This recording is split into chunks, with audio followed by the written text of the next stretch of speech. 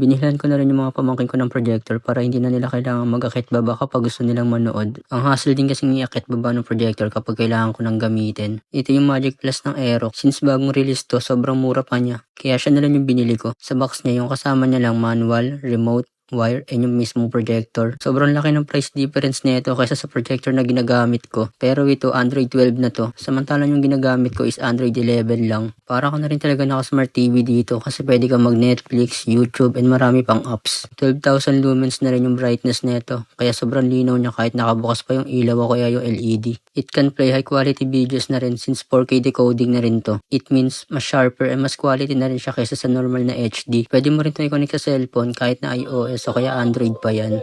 Sobrang dali lang din niya i-connect sa Wi-Fi o kaya sa Bluetooth. Pwede mo na rin i-adjust yung size and yung focus na ito.